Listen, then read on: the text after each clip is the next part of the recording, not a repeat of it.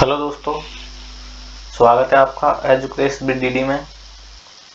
और जैसा कि हमारा जो है जीके जीएस का जो प्रैक्टिस सेट चल रहा था, एसएससी के लिए चल रहा था ये। वैसे तो सेंटर की जो भी एग्ज़ाम है उन सभी के लिए होने वाला है प्रैक्टिस सेट। और ये जो जीके एंड जीएस का सेकंड प्रैक्टिस सेट है, जीके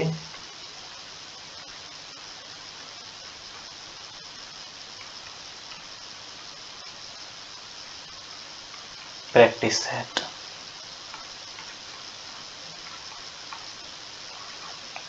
सेकंड नंबर का जीके प्रैक्टिस सेट है, जिसमें हम क्वेश्चनों का एनालिसिस करके पढ़ेंगे। पिछले जो प्रैक्टिस सेट था हमारा, जो पिछला सेट नंबर 1, उसमें तो हमने वैसे ही आंसर ही टिक किया था ओनली। इसमें हम जो है क्वेश्चनों का एनालिसिस भी करेंगे। ठीक है दोस्तों, तो क्वेश्चनों की संख्या जो है कम हो पाएंगी अपनी, क्योंकि एनालिसिस करने के साथ में टाइम भी ज़्यादा लगता है। चलिए फिर स्टार्ट करते हैं आज की क्लास। क्वेश्चन नंबर 1, निम्नलिखित में से कौन गलत मिलान है। मतलब इन चारों ऑप्शनों में से ऐसा कौन सा ऑप्शन है जिसका मिलान गलत हुआ है। अथर्ववेद, अथर्ववेद जो है जादुई सूत्र का ज्ञान इससे है। और ऋग्वेद स्तुति के भजनों का ज्ञान। यजुर्वेद यज्ञ सूत्रों का ज्ञान। और डी है सामवेद विज्ञान का ज्ञान। बताइए कि इनमें से गलत मिलान कौन सा है।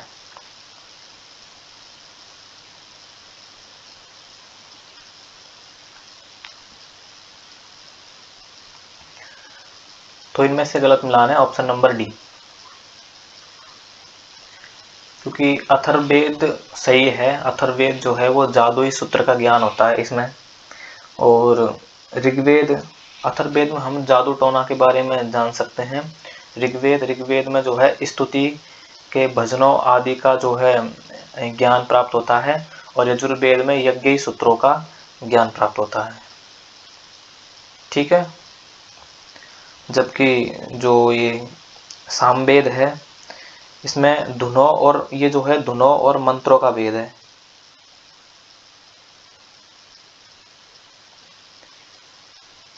ये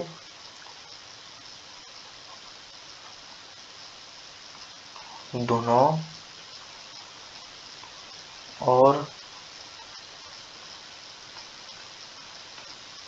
मंत्रों का भेद है। ठीक है, धुनों और मंत्रों का भेद है। और जो है इसमें दुनिया के सबसे पुराने मंत्र और अनुष्ठान संबंधी जो है धनु शामिल है। ठीक है, यजुर्वेद, यजुर्वेद हमने पढ़ ही लिया कि इसमें यज्ञ या यज्ञ अनुष्ठान करते समय कहे जाने वाले मंत्र शामिल है। मतलब इसमें पूजा अनुष्ठान के लिए भजन आदि शामिल है। ठीक है, और ये जो ऋग्वेद है ये सबसे पुराना ज्ञात वेद है, पहली बात तो। और यह देवताओं की प्रशंसा, ब्रह्मांड विज्ञान, दार्शनिक और काल्पनिक प्रश्नों जैसे विषयों से संबंधित है ऋग्वेद। नेक्स्ट क्वेश्चन की ओर चलते हैं। क्वेश्चन नंबर 2, मोहनजोदड़ो किस नदी के तट पर स्थित है। Option number A Ravi, option number B Sindhu, option number C Ghaggar और ऑप्शन नंबर डी सरस्वती। बताइए कि मोहनजोदड़ो वो किस नदी के तट पर स्थित है।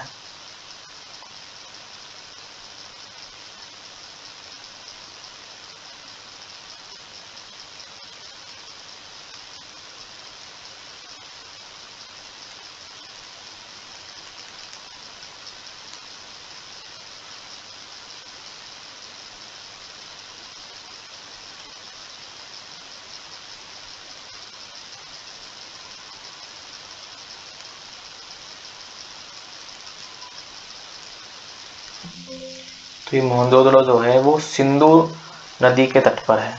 Option number B is right answer, Sindhu नदी के तट पर है। ठीक है, मोहनजोदड़ो सिंधु नदी के तट पर है। इसके बारे में कुछ देख लेते हैं हम। तो इसको जो है 1922 में R.D. बनर्जी द्वारा खोजा गया था। R.D.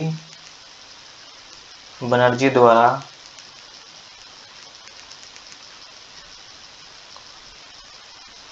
खोजा गया था। ठीक है। और 1980 में इसे जो है 1980 में यूनेस्को में शामिल कर लिया। ठीक है। इसके बारे में और देखते हैं तो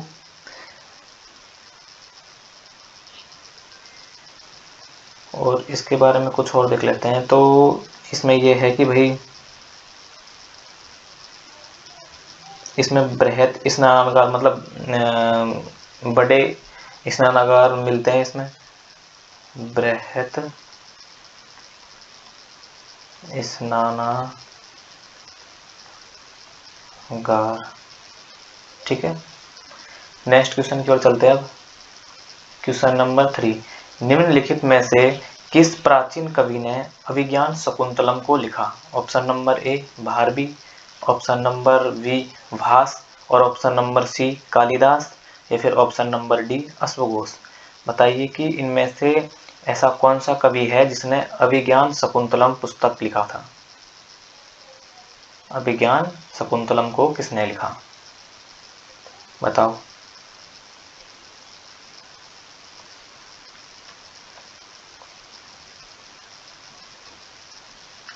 तो अभिज्ञान शकुंतलम जो है वो कालिदास ने लिखा था। Option number C is right answer, Kalidas. Kalidas ने अभिज्ञान शकुंतलम पुस्तक लिखी थी।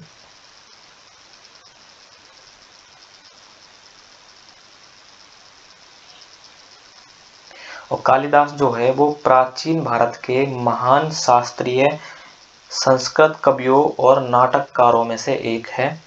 और इनके लेखन से पता चलता है कि उज्जैन के एक पवित्र जो है ब्राह्मण थे ये, और इन्होंने ब्राह्मणवादी सीखने के जो है विभिन्न शाखाओं का ज्ञान प्राप्त किया था। इनकी काव्य प्रतिभा उनके सभी कार्यों में बहुत अच्छी तरह से परिलक्षित होती है, जो मालविकाग्निमित्रम, विक्रमोर्वशीय, अभिज्ञान शकुंतला और रघुवंश कुमार संभव और मेघदूत जैसी कविताएं हैं। मतलब कालिदास की और भी कुछ कविताएं हैं, उनके बारे में हम देख लेते हैं कौन कौन से ग्रंथ है। तो मालविका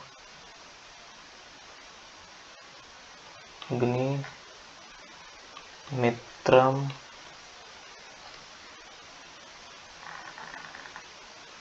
एक तो ये है, ठीक है। एक है विक्रमोर्वशीय,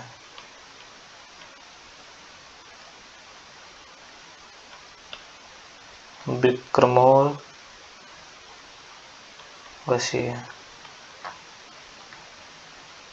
ठीक है।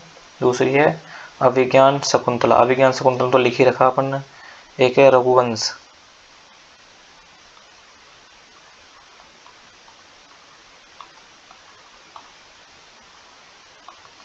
तीसरी है कुमार संभव, एक है मेघदूत।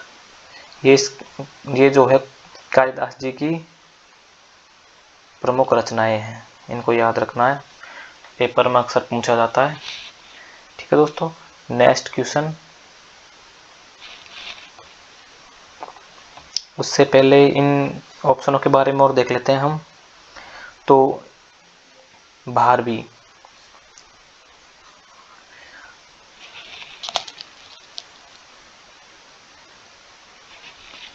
भास और अश्वघोष।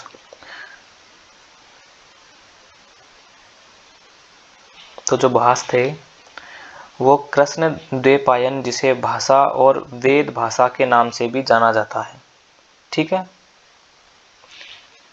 नेक्स्ट क्वेश्चन है हमारा 4 नंबर। चिकित्सा और शल्य चिकित्सा पर एक प्राचीन संस्कृत ग्रंथ है। मतलब चिकित्सा और शल्य चिकित्सा पर एक प्राचीन संस्कृत ग्रंथ कौन सा है? Option number A Atharvaveda, option number B Sushruta Samhita, option number C Ayurveda और option number D Abhijnana Shakuntalam. बताइए कि चिकित्सा और शल्य चिकित्सा पर एक प्राचीन संस्कृत ग्रंथ कौन सा है?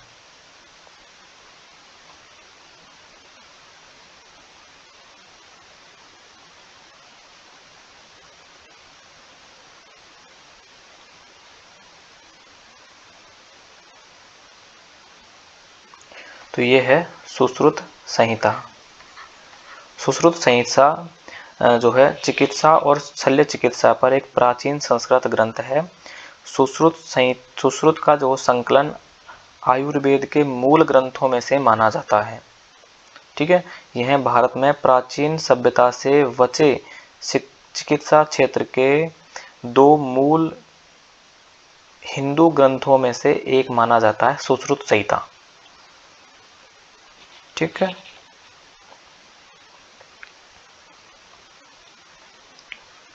सुश्रुत संहिता।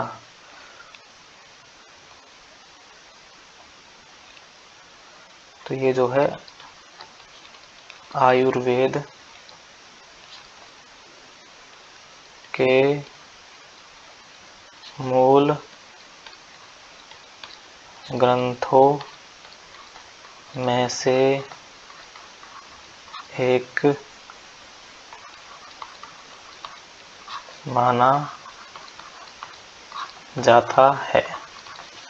ठीक है।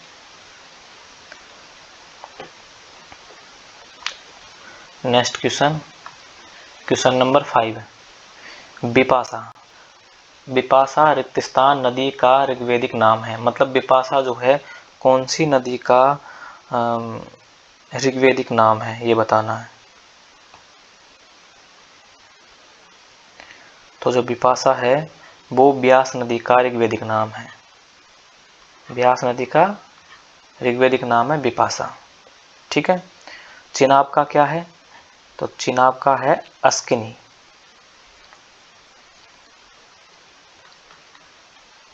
अस्किनी। चिनाब का अस्किनी है। व्यास का हो गया बिपाशा।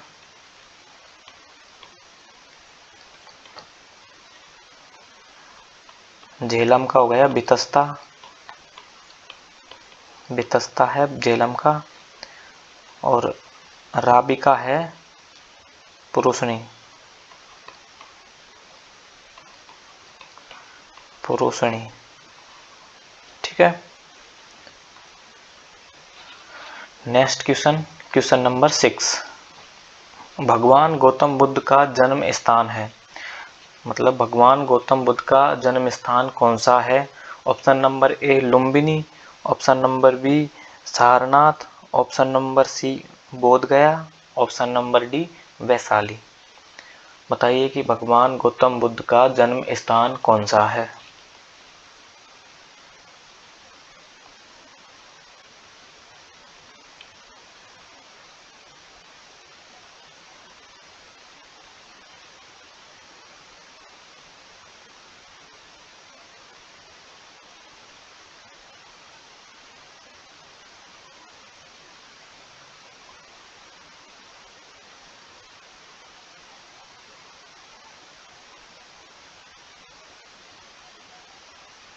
तो ये जो है भगवान गौतम बुद्ध जी का जो जन्म है वो लुम्बिनी में हुआ था। Option number A is right answer, Lumbini. ठीक है। भगवान गौतम बुद्ध, इनका जन्म जो है 623 ईस्वी पूर्व में हुआ। और कहाँ हुआ?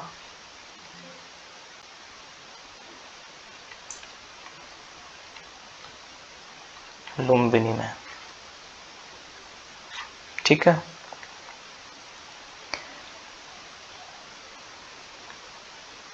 और अगर भारत में हम बौद्ध धर्म के बारे में देखें तो भारत में बौद्ध धर्म की शुरुआत 2600 वर्ष पहले एक जीवन पद्धति के रूप में हुई थी, जिसमें व्यक्ति को बदलने की क्षमता थी। ठीक है, यह जो है दक्षिण और दक्षिण पूर्वी एशियाई देशों के जो महत्वपूर्ण धर्मों में से एक है बौद्ध धर्म। और धर्म एवं संस्थापक सिद्धार्थ गौतम की शिक्षाओं, जीवन के अनुभवों पर आधारित धर्म भी हम बौद्ध धर्म को ही मानते हैं। और अभी जैसा कि बताया था कि जो भगवान बुद्ध है उनका जन्म शाक्य वंश के शाही परिवार में हुआ, जो लुम्बिनी के कपिलवस्तु में शासन करते थे, जो भारत नेपाल सीमा के पास में स्थित है। ठीक है, 29 वर्ष की आयु में गौतम बुद्ध ने जो है वो घर छोड़ दिया था और धन के अपने जीवन को अस्वीकार कर दिया और जीवन शैली का चरम आत्म अनुशासन को अपनाया। लगातार 49 दिनों के ध्यान के बाद गौतम ने बिहार के एक गांव बोध गया में एक पीपल के पेड़ के नीचे बोधि, जिसको हम बोधि वृक्ष कहते हैं, ज्ञान प्राप्त किया था। बुद्ध ने अपना पहला उपदेश यूपी में बनारस शहर के सारनाथ गांव में दिया और इस घटना को जो है धर्म चक्र प्रवर्तन कहते हैं। उनकी मृत्यु उनकी जो मृत्यु है वो 483 ईसा पूर्व में यूपी के एक कस्बे कुशीनगर नामक स्थान पर हुई थी और इस घटना को महापरिनिर्वाण कहते हैं। चलो एक बार लिख लेते हैं। गौतम बुद्ध का जन्म तो लिख ही लिया, कपिलवस्तु में हुआ था। और सेकंड पॉइंट है इसमें कि इन्होंने 29 वर्ष की आयु में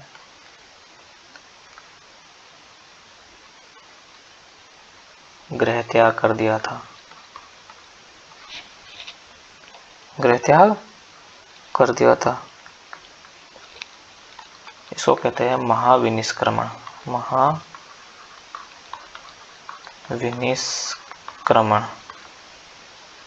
इस घटना को महाविनिष्क्रमण कहते हैं। नेक्स्ट पॉइंट है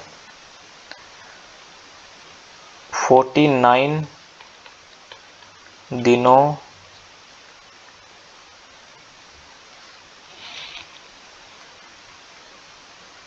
के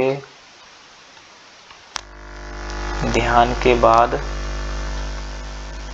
49 दिनों के ध्यान के बाद बोध गया में एक मिनट,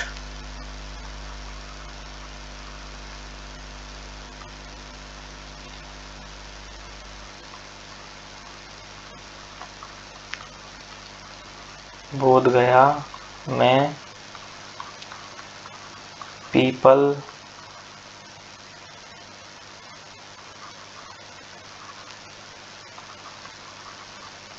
वृक्ष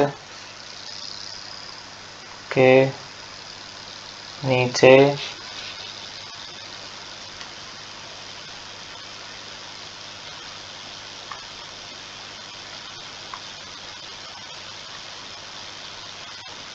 ज्ञान प्राप्त हुआ।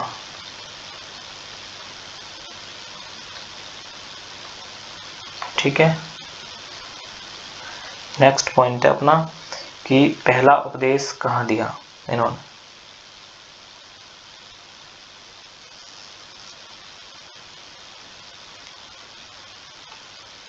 प्रथम उपदेश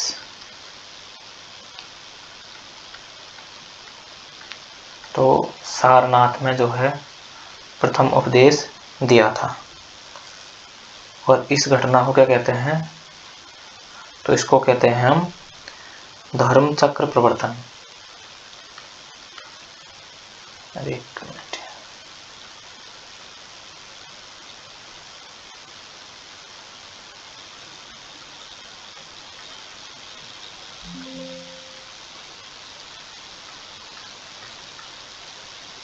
धर्म चक्र प्रवर्तन कहते हैं।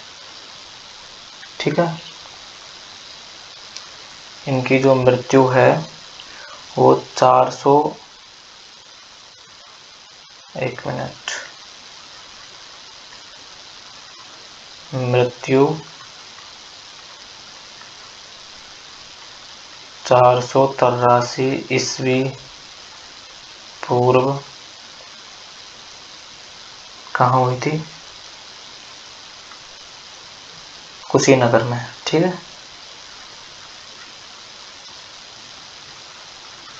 कुशीनगर में हुई थी। ठीक,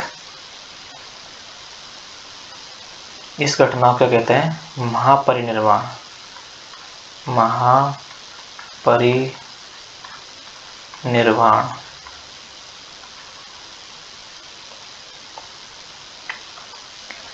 ठीक है, और इन्होंने 4 महान सत्य देखे थे। 4 महान सत्य देखे। पहला क्या है?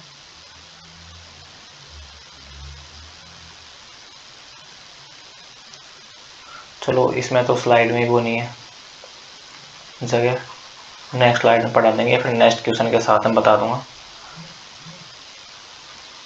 ठीक है, नेक्स्ट क्वेश्चन पर चलते हैं। अब क्वेश्चन नंबर 7, इंडिका पुस्तक किसने लिखी है?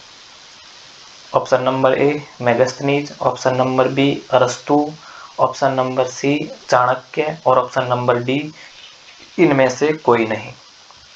बताइए कि इंडिका पुस्तक किसने लिखी है?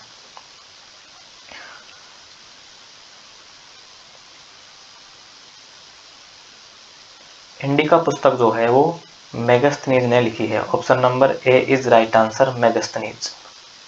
ठीक है, मेगास्थनीज जो है वो एक ग्रीक यात्री और भूगोलवेत्ता था, जिसके बाद के लेखक ग्रीक लेखक जो है वो मुख्य रूप से भारत के लिए ऋणी थे। मतलब जो यूनानी राजा सेल्यूकस प्रथम था,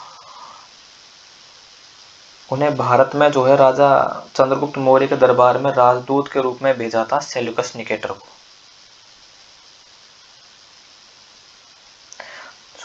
सेल्यूकस जो निकेटर था, उन्होंने चंद्रगुप्त मौर्य के दरबार में मेगास्थनीज को राजदूत के रूप में भेजा था। नेक्स्ट क्वेश्चन नंबर 8, वैदिक धर्म को रिक्त स्थान के रूप में भी जाना जाता था। कहने का मतलब वैदिक धर्म को किस रूप में भी जाना जाता था? ऑप्शन नंबर ए बौद्ध धर्म, ऑप्शन नंबर बी ब्राह्मणवाद, ऑप्शन नंबर सी जैन धर्म, और ऑप्शन नंबर डी वेदोनियम। बताइए।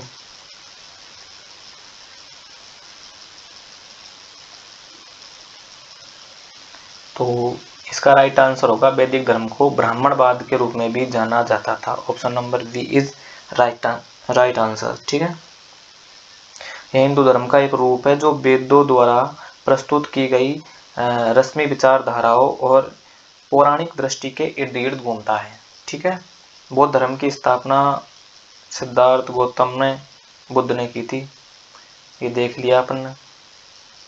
और जैन धर्म की स्थापना, चलो इसको लिख देते हैं, इसको भी पढ़ के आए हैं वैसे। बौद्ध धर्म की स्थापना महात्मा बुद्ध ने, महात्मा बुद्ध ने की थी। जैन धर्म की महावीर स्वामी ने, महावीर स्वामी। ठीक है, नेक्स्ट क्वेश्चन नंबर 9,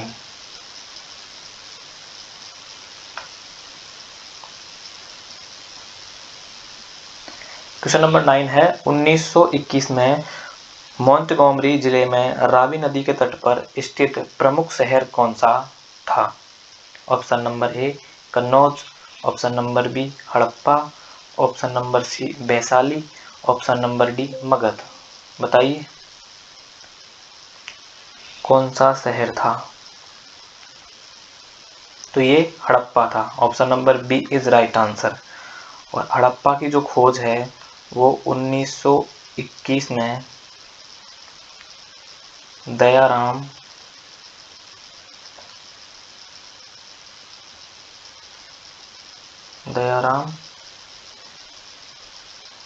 साहनी द्वारा की गई। दयाराम साहनी द्वारा की गई थी। ठीक है। हड़प्पा में जो है वो क्या क्या मिले थे उनके बारे में देख लेते हैं। तो बड़े बड़े अन्नागार, ठीक है, और मात्र देवी यानी कि एक माता की मूर्ति मिली थी, मात्र देवी की मिट्टी की मूर्ति। ठीक है। और क्या मिला था? तो तांबे के पैमाने,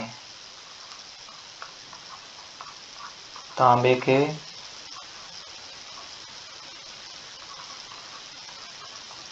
पैमाने। नेक्स्ट क्वेश्चन फिर, चंद्रगुप्त प्रथम को उसके पुत्र रिक्त स्थान द्वारा स्थानांतरित किया गया था। कहने का मतलब चंद्रगुप्त प्रथम को उसका पुत्र कौन था जिसके द्वारा स्थानांतरित किया गया था? ऑप्शन नंबर ए Samudragupta, option number b Mahagupta, option number c Skandagupta और ऑप्शन नंबर डी कुमारगुप्त। तो चंद्रगुप्त प्रथम को उसके पुत्र समुद्रगुप्त द्वारा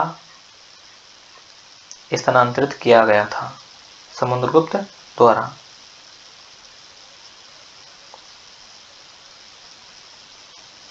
समुद्रगुप्त जो है वो गुप्त साम्राज्य का महान शासक था। ये गुप्त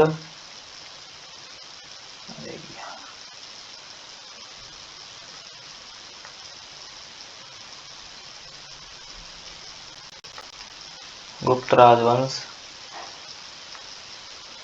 का महान शासक।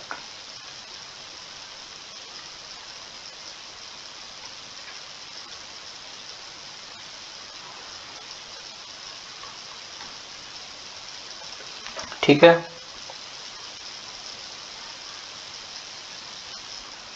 और इनके शासनकाल में ही प्रयाग प्रशस्ति हरिसेन के द्वारा लिखी गई थी।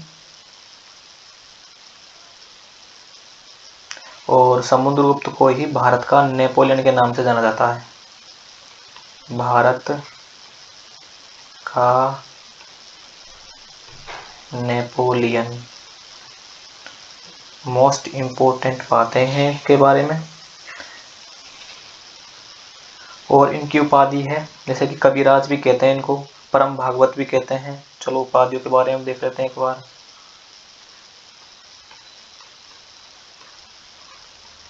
उपाधि उपनाम, तो कविराज भी कहते हैं इनको, कविराज, परम भागवत,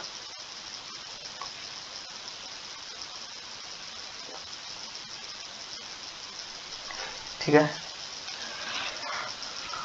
अब चलते हैं हम नेक्स्ट क्वेश्चन की ओर। Question number 11, मृच्छकटिकमे।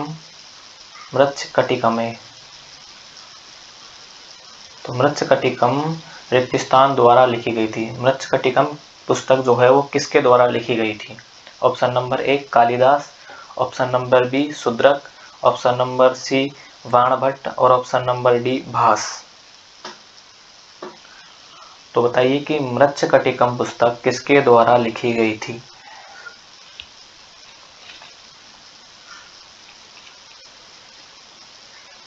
मृच्छकटिकम का अर्थ क्या होता है?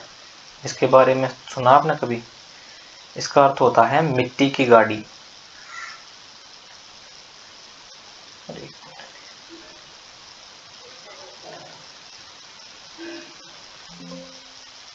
क्या होता है? मिट्टी की गाड़ी। तो मृच्छकटिकम पुस्तक जो है वो शूद्रक के द्वारा लिखी गई थी। Option number B is right answer, Shudraka. कब लिखी गई थी? तो ये 248 AD में लिखी गई थी। ठीक है, नेक्स्ट क्वेश्चन। प्रसिद्ध गायत्री मंत्र किसके द्वारा बनाया गया था? Option number a Manu, option number b Kaushikya और option number c Vishwamitra, option number d Uddalak. बताइए कि प्रसिद्ध गायत्री मंत्र किसके द्वारा बनाया गया था?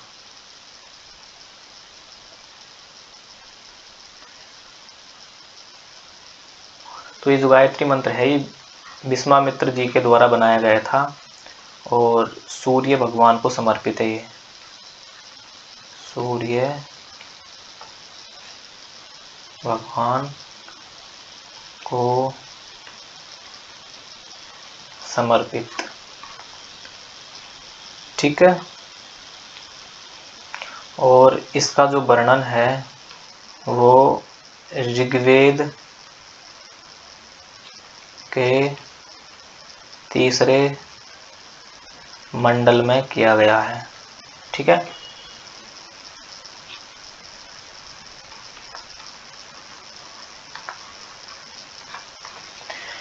चलो फिर नेक्स्ट क्वेश्चन की ओर चलते हैं।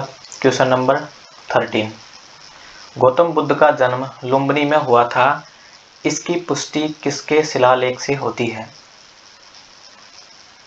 गौतम बुद्ध का जन्म लुम्बिनी में हुआ था, इसकी पुष्टि किसके शिलालेख से होती है? ये क्वेश्चन का आंसर आपको बताना है।